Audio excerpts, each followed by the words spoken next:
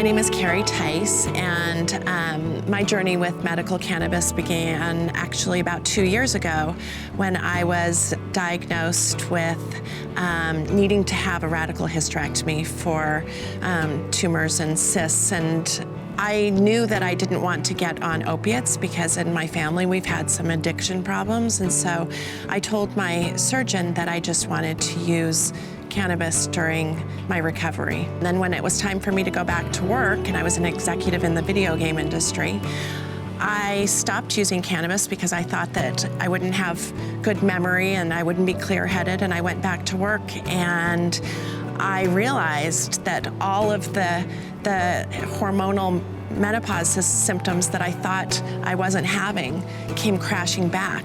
And so all of a sudden I was faced with having delayed menopausal symptoms. And when I talked to doctors about that, they said there's no way that you can have delayed menopausal symptoms when you've had a surgical menopause hysterectomy. And so they said, what have you been doing differently? And I said, well, when I was recovering, I was using cannabis as an alternative to pain medicine. And one doctor that was very wise said, well, you should go back and see. There's so many things that can help with this now. And this was a medical doctor. And he said, listen, I don't know much about it, but go to your dispensary. So I went to the dispensary crying because I was crying all the time. And I was met with, luckily, one of the rare places, because they referred me to it, where the dispensary had a woman on board that I talked to, and she is the first person that told me about CBD. I had never known anything about it. This is what I'm taking, and this is what CBD is, and this is what we haven't known because of prohibition. We didn't know about this, and we're all learning at the same time, but I'm willing to be somebody who's really trying to let people know that there are alternatives.